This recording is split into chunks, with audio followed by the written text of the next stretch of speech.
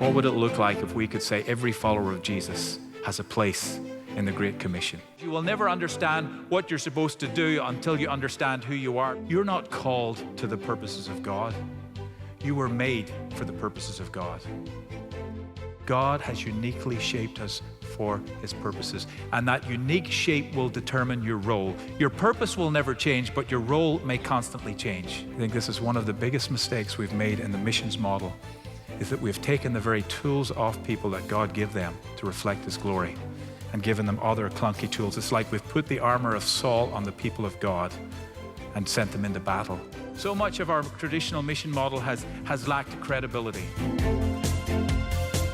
How can we think that our message is going to be credible if our very presence in a country is questionable? And how can we find models that are credible where we can go into cities, we can go into communities where we have a credible presence working for the good of the city? There are 2.8 billion in our world today who do not know Jesus. It means that they will be born, live and die and never hear the gospel one time.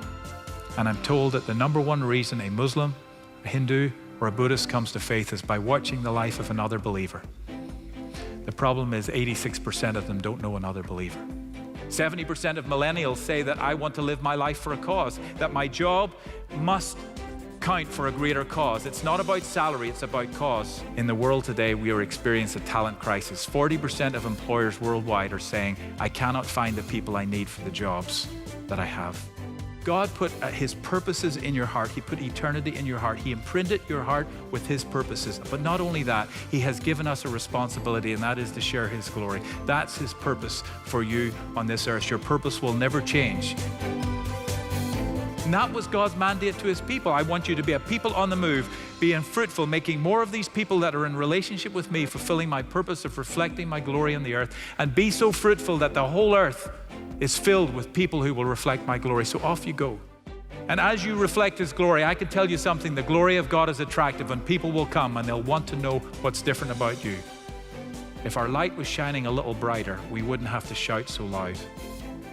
God decided, I want a people that I will be in relationship with and they will get to share in my glory. What an incredible privilege. This will be the best life they could possibly have.